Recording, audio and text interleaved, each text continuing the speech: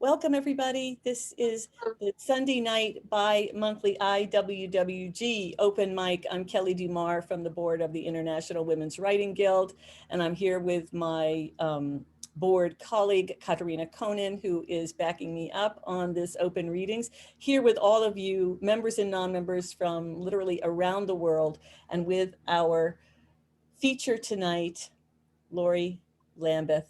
We're so grateful to her to come. I want to say just a couple of words as we begin this December 6th event from all the different places around the world, but we are all experiencing a changed world right now and a challenging world. And this gathering of us as women writers and our voices and sharing them and listening to each other is so vital and so important. And our community really matters. And I know that's why you are all here. I want to share a brief quote from a very long poem in verse by C.A. Conrad, just a little bit of it, because I love what he says about the rituals where the writing occurs are capable of connecting us to all consciously enacted ritualistic behavior from the past and future. To me, it is the opposite of time travel. It is the halting of time. It is the collapsing of the walls separating us from where we have been, where we are going, and beyond. It's important for those of us who are actively creative to encourage others to find their own creativity because our very survival depends on it, maybe now more than ever. So I am really very honored that we have Laurie Lambeth here to read from her poetry tonight and also including from her collection, Veil and Burn. I want to tell you a little bit about Laurie before she reads. Laurie is a poet, an essayist, and an artist, author of National Poetry Series winning book, Veil and Burn, University of Illinois Press. She holds an MFA and PhD degrees from the University of Houston Creative Writing Program, where she was awarded Bartholomew Imprint and Missioner Fellowships for her work. Her poems have appeared in publications such as the Paris Review, Crazy Horse, Tupelo Quarterly, Poetry Magazine, Bellevue Literary Review, where her poem was awarded their Poetry Prize, and Ecotone, which has also published her lyric essay, Going Downhill from Here, later named a notable essay in the 2017 Best American Essays. Her other nonfiction works have appeared in the New York Times Disability Series and associated anthology About Us, Crab Orchard Review, the Iowa Review, Mid-American Review, and elsewhere. Anthologies where you can find her poems and prose include Beauty is a Verb, The New Poetry of Disability, Trespass, Ecotone Essayist Beyond the Boundaries of Place, Identity and Feminism, A Face to Meet the Faces, an anthology of contemporary persona poems, and Cadence of Hooves, a celebration of horses. Currently working on her second poetry collection and 2 memoir projects, she teaches medical humanities from a disability studies perspective at the University of Houston. Now, before we hear Laurie, I want to say 1 or 2 more things. I want to read this lovely quote about her book, Veil and Burn, by Mark Doty. And he says, Laurie Clements Lambeth understands that the crisis facing the speaker in this indelible book, the dawning struggles of MS, which troubles the nerves and veils and burns the vision, is an intensification of what it is to be anybody, the edge of crisis on which we all dwell. But her title also suggests the way photographers enhance images in the darkroom, making them more defined and beautiful. With courage and formal acuity, humor, and tenderness, Lambeth veils and burns a moving debut, a suite of poems that are forthright, adult, and entirely humane. Welcome, and thanks for being here with us tonight, Laurie. Thank you. It's so neat to hear those words from Mark Doty as we all exist on this edge of crisis right now. Yes. Hopefully we're on the other side of crisis soon. And thank you to IWWG for inviting me. Can everyone hear me okay? Yes. Great. I'll start with a poem that is an acrostic poem. Okay, Let me hang get that photo. Let me just get that photo brought up because we're going to share it, and I just need to open it on my desktop. Sure. And I want to make sure I can get it properly shown before you start reading. Sure. The photographer, there we go, is the same photographer who I chose for the cover of Veil and Burn as well. All right, shall I start? Yes. Okay. Chronic Care, Broken Leg by Keith Carter, photograph.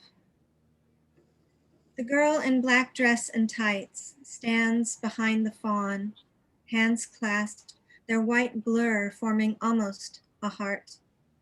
Her head's nothing more than faceless smudge, but she wants something.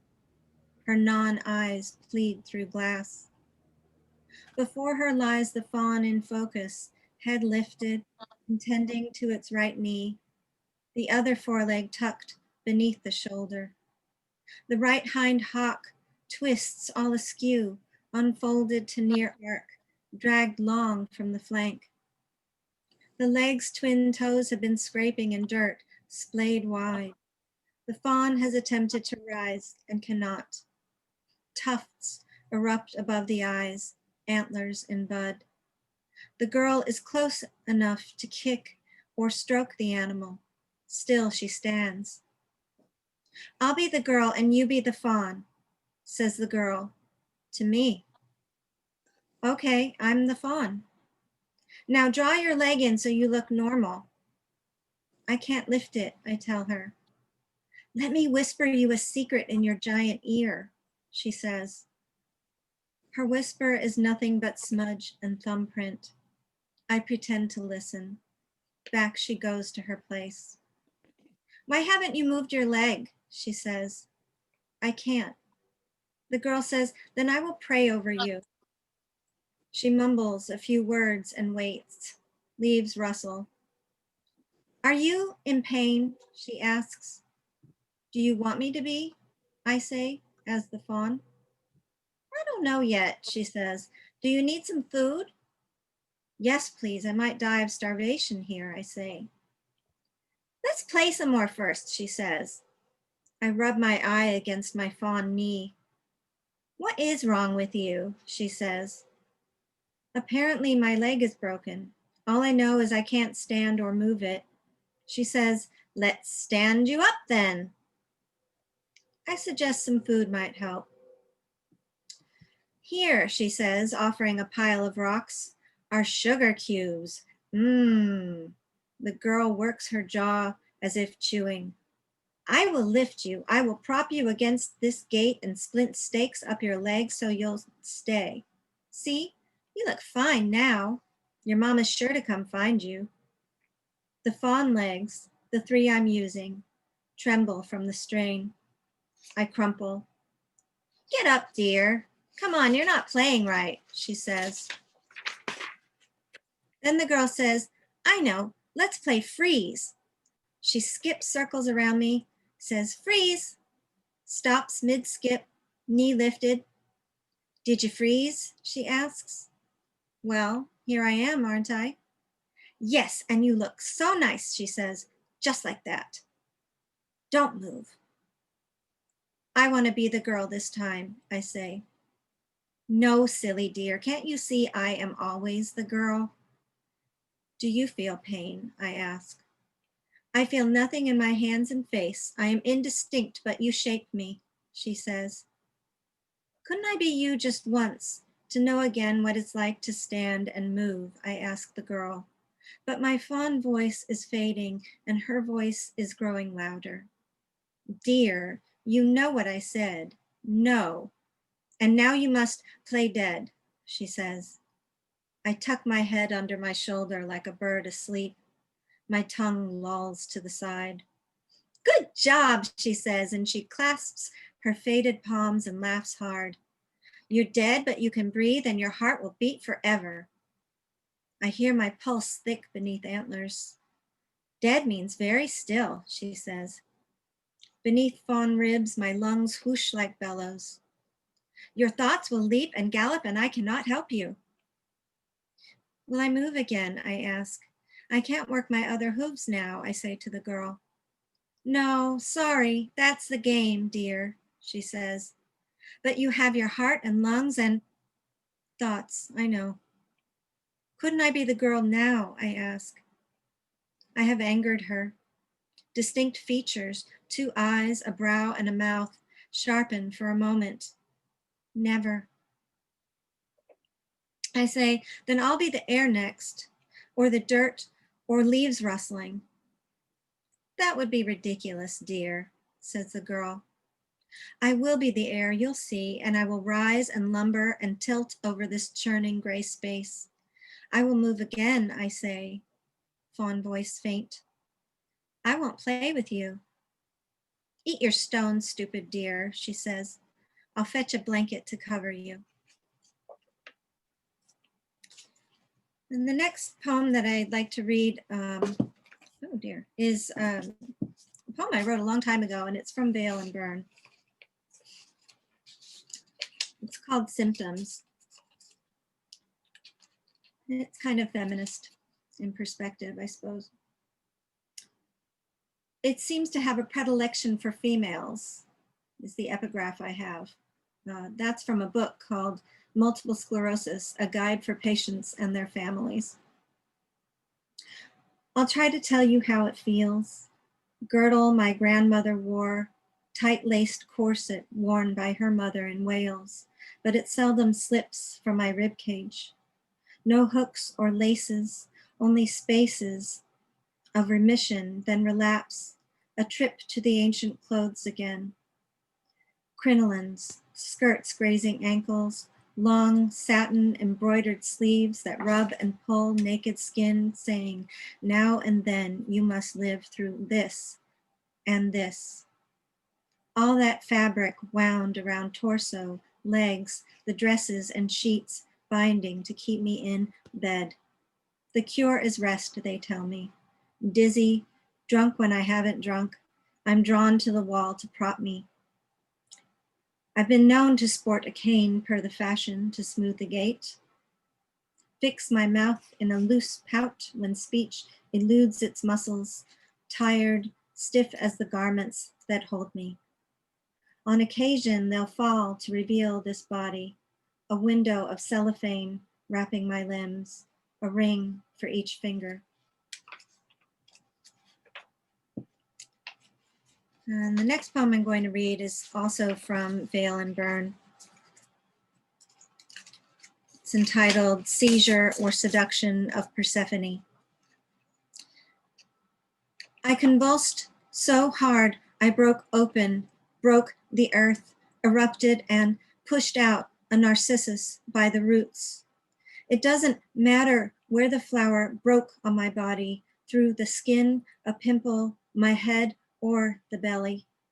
I could not tell you. What I can say is this, my limbs flailed and seized in the bed. I watched, both inside and outside, skin the sheet of a Richter scale, delicate needles charting the shifting of Earth's plates, limbs all speaking unknown tongues, plotting maps and pathways deep into the body. As he held me still in that bed, how was I to discern if he then learned his way through the flesh into my need, or if he chose this blue moment to come out, rupture the field from within my own unruly body? Seduction, nothing but a man's hand depressing and a flower jolting out, some void here between my hips. And I'll finish with a prose poem called Cusped Prognosis. And this is actually from the essay Going Downhill from Here, but I sent it to Poetry Magazine and it was the only poem they wanted. So, it's in 2 voices and it's based upon a Native American generative, what do I want to say, story. Cusp prognosis. Time declines all, they say. Progression inevitable, they say. Hills that rise slant down. You have the floor, they say. How far down? I say. They say, how low can you go? How steep a slope? I say. Slight drop, they say. Plateau, slump, not flatline, they say. You understand these were words before. Up, down, I say. Words I do not own but feel I should. Downward, they say, is normal, but plateau is where we'll put you. Stay flexible, incline toward this wind. Go ahead and Xanaflex, they say. Progress, the way of the future, they say. We are inclined to say it's relatively stable. Mesa, not mountain, they say. The fall-off hills rise in masses, flat on top. White clouds bite down on them like teeth, I recall, chomping. What's the grade of incline? I say. They say, mild decline. They say they feel inclined to know. Come down here, I say. Take a tumble. Slide. Incline your ear. They decline my invitation. Making progress, they say. An upgrade. Very busy. Your health has reached its quota and is no longer available, they say. Have I been downgraded, essentially going downhill? I say. A positive result yields a negative outcome, they say. They decline to know for sure. Testing negative, they say, has a positive outcome. A decline in contrast sensitivity, I say. They say slow descent, the good kind, a little tip, lucky dip. I assent and say all's downhill from here. I say downhill into the flood. Dive, I say, not cannonball, controlled fall. I am inclined to take a dip, I say, from time to time, but always rise to the surface. Dip down, they say, tip forward. Don't let us drop now, push you, they say, a nudge. I say, it is our policy to decline tips, a pleasure to arching off the incline. I incline to a different wind. Thank you. Thank you. Wow.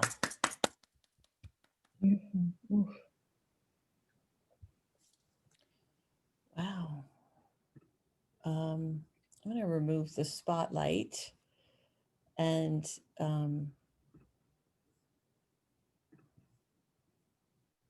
digest this. It's very moving, really very powerful. So let's have a few minutes of questions, and I want to ask a couple. We need more, Denise Sedman says, but I'm going to have a chance. I think what we'll do, the recording is still on because I really feel like I want this Q&A to be part of the recording, but I am going to invite people who are present to, hi Michelle, to comment. But I want to ask a couple questions. Selfishly, I want to pull back to the opening poem, the ekphrastic. That was really such a theatrical experience to hear you reading the poem, the dialogue, see that amazing photograph. It was really such an immersive experience in that drama that you were really creating. So I would love to have you just talk a little bit. I don't know if you're willing, maybe talk a little bit about the process you experienced in writing that poem.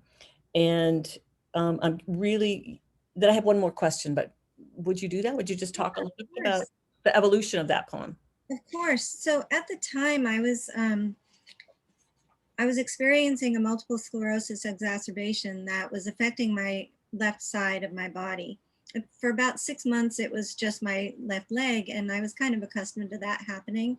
I have a large group of canes that I use periodically, and so I was okay with that.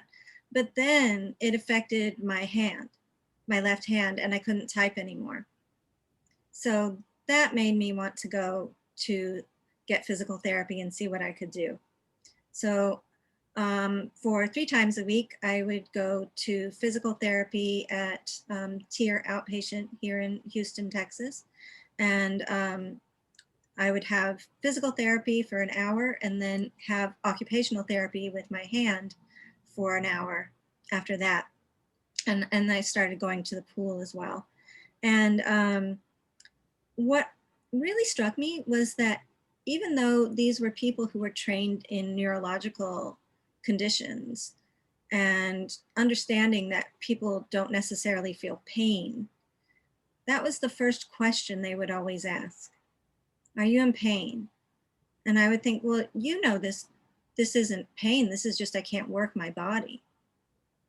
And they have such a deep understanding of all the muscles and all the different nerve tracks that go down from the central nervous system, that they really do know their stuff. But it was just kind of one of those questions that got me thinking, you know, how is, you know, as I looked at this picture, I thought, this little girl is like those people, the physical therapists, constantly assuming that pain is my problem.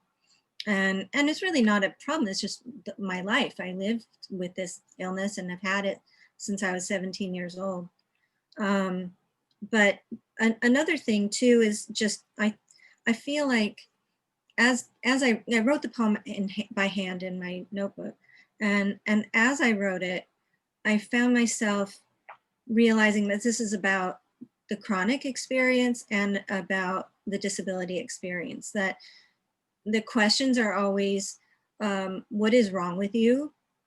And there is this sense of ongoingness that that is to others who are not disabled or not yet disabled.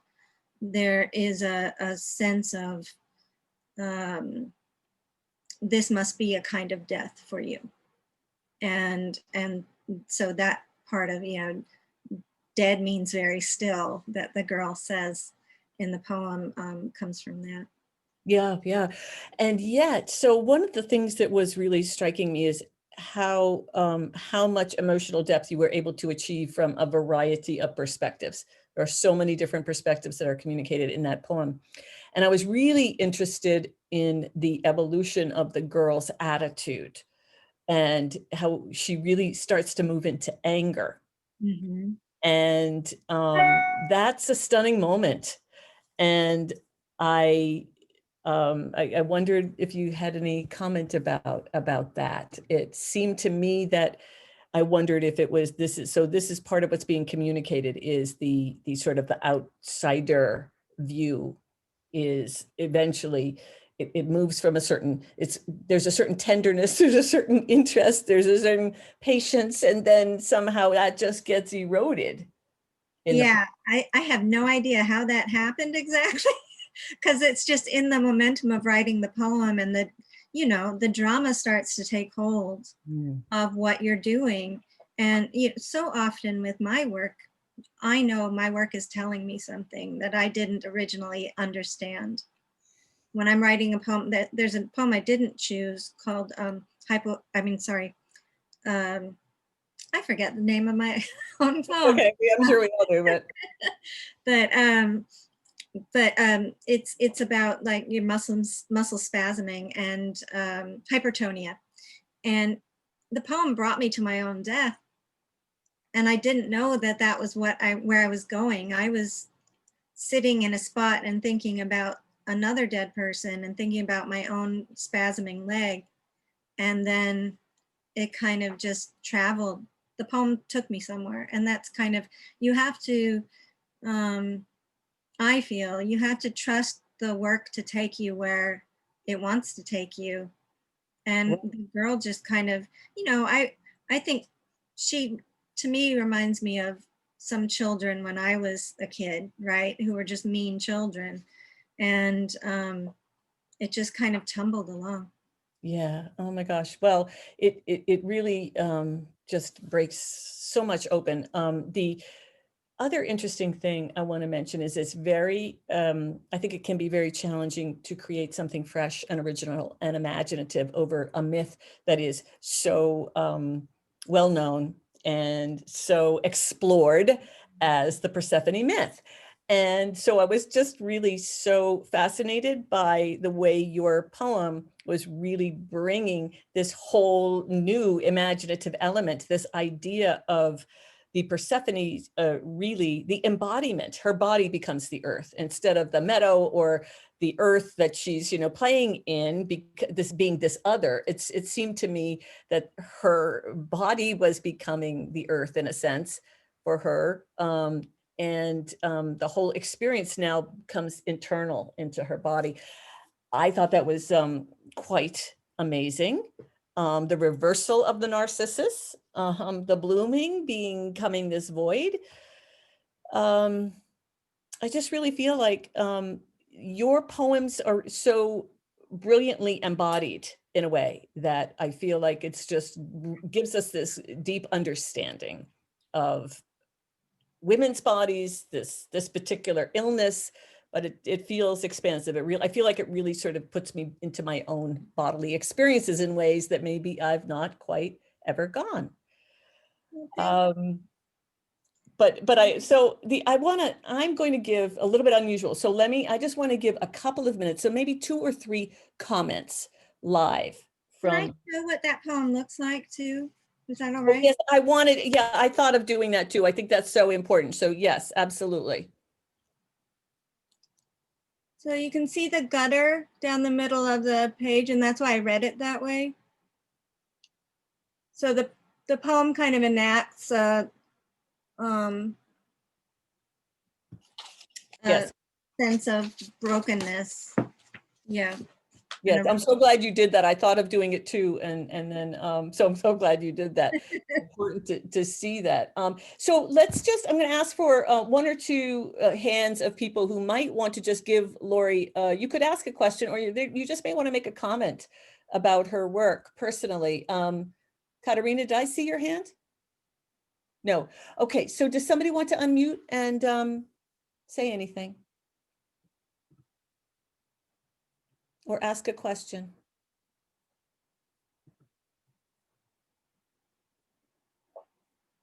There's been so many things in the chat room. We're speechless. We were awed. Yes, indeed. Yeah. Really powerful, moving. Yes. Anybody want to say how maybe you felt an impact in your body? I mean, we're talking about embodiment, and I'm just curious if anybody found themselves kind of going to a deeper level of awareness inside your own body that you might be willing to share. On the first poem, I liked when it was going along swimmingly, where these 2 pals are playing and thinking that there was hope and they were going to find the deer's mother. And then when it started to turn dark, I started getting really angry, and the pit of my stomach and my dinner started flopping around in my stomach. And I was like, oh man, I can't believe that she's that way. And then it was able then to connect to people that I know in my life that were nice to me, and people that weren't nice, or people that turned, just looking at those as qualities of a person that has the capability to go from nice to dark. Well, thank you. Yeah. Yeah, and again, it goes to that, the way that character just kind of became in the writing of the poem, and just trusting what happens. But I'm sorry that made your dinner flop around in your tummy. Oh, you did what poetry is supposed to do. I think. I don't know if you can you hear me? From yesterday's little gathering, Where It Hurts, from the little writer's prompt, and then from her MS, I thought that was I thought that was very enlightening how it seems to go along that same line. Where does it hurt? And how we can, if we are aware of it, and as poets, we become aware of our feelings, and therefore we're more in tune to be able to stop the hate, and notice it more, and then notice how it affects our bodies. And I think her poetry just really brought that to fruition. I think, thank you for that. Thank you. How she conveyed the insensitivity was something that really touched me. Just, yeah, thank you. And that kind of brings me to cusp prognosis, right? So because to me, that's sort of the medical professional community and the speaker of the poem kind of creating this. It's actually, I have this book here, Technicians of the Sacred, and it's by Jerome Rothenberg. It's a great book to look to try and find new forms for yourself and for your poetry. And this is from I saw that Nick Flynn had done it in one of his poems, had used this Genesis myth or form. And it's like this was in his book, Another Bullshit Night in Suck City. It's a memoir by Nick Flynn. I know. Because of course, I don't know if you guys know his work, but Nick Flynn worked in a homeless shelter, and then his homeless father walked in. Wow.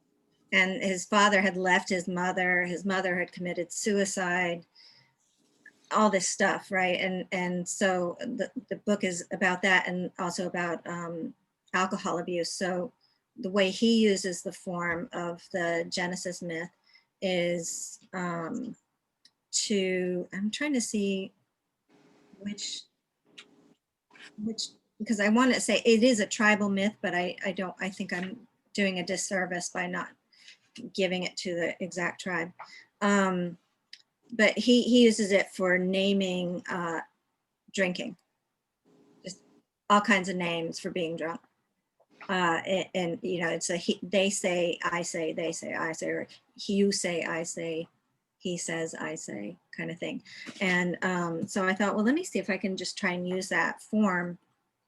And some of the lines that my speaker, what's supposed to be my voice, speaks are from Anne Carson. I borrowed them from Anne Carson. So there's that. So anything that's really good in this poem is probably from Anne Carson. And then some of it, like your health has reached its quota and is no longer available, was something that actually came from a survey that I meant to take. I was going to take this survey, and I guess whoever had sent it to me thought that I had already taken it. And just that was the one message that came back. Your health has reached its quota and is no longer available. So could you please tell us again, that was Technicians of the Sacred? yes. By What's the man's name? Jerome Rothenberg. I'm writing it in the chat room. Sure. P-E-R-G. GEROMROTHENBERG. Yeah. Oh. And the subtitle is A Range of Poetries from Africa, America, Asia, Europe, and Oceania, sorry. It's super interesting just to, I mean, you don't want to mine. I mean, there's that ethical issue of mining works from indigenous communities, but there's also a way of trying to freshen poetry and freshen form and create new voices and bring those voices back. Laurie, we are hoping you will stay connected with the International Women's Writing Guild, and that you will possibly think I heard a possibility of maybe doing a free write with us, and then Yes. possibility of teaching a course later on. You talked about lyric narrative. What? Right. No. In medical humanities, the sort of literary strain is generally confined to this school called narrative medicine. Narrative medicine, right? And I have issues with that because I'm a poet.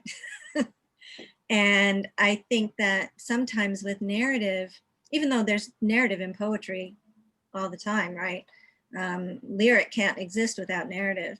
But I feel like we have expectations for people's progression through illness and causation that of illness. So for instance, my father had lung cancer. Yes, he was a lifelong smoker, but you know, the first question someone might ask if someone learns you have lung cancer, or their mind might go to, well, they were a smoker, so, you know, and so what I try to ask, because I have students from who are preparing for health professions, try to get them to think about time differently and to think about more of a lyric time where you have Wordsworthian spots of time, just intense moments, you know, that are driven by imagery rather than just a fluid narrative of causality or trajectory. Because my life with multiple sclerosis, it's not a trajectory necessarily. And that's another thing with cusp prognosis too. That kind of, well, everybody who has had MS for 30 years is going to experience some progression. That's not what I was told when I first was diagnosed. And I take a lot of medications like Xanaflex to help control the progression of my MS, but it makes me think, you know, because my disease kind of comes and goes and changes and does this sort of mesa or plateau, I think differently about time and illness, and that it's not just you know, you hit this trajectory and then you get worse and you die, or someone saves you and you get better. You know, you have the miracle drug and you get better, because it's not like that. And even as we were talking about Alzheimer's a little bit earlier before we all met, Alzheimer's has a trajectory, right? But within that trajectory, there are these moments of beauty and creativity and community that can occur. And this is what I try to teach my students, so that they don't think of their future patients as an other who is, you know, somebody with a chronic condition might be unsavable, or somebody with a fatal condition might be unsavable. You know, it's not about saving or not saving, it's about creating moments. Wow. Yes. Oh, beautiful. Yes, we need more of your work. I have to say, I just love that you call it a mesa as much as you call it a plateau, because when you know, this is the poetic idea, you know, because when you say mesa, it brings me to New Mexico and, you know, retreating and the gorgeous beauty of the earth there and the colors. And so I'm thinking mesa, beautiful instead of something else. So wonderful. Laurie, we can't thank you enough. You've just really moved us so deeply here tonight, and we hope you will stay around for our open mic, and that that you will also stay around with us and be back and write with us again in whatever format works for us, because we want to support your work as well. And thank you very much for reading. Thank you. So I'm going to actually turn off the recording now. Didn't hear people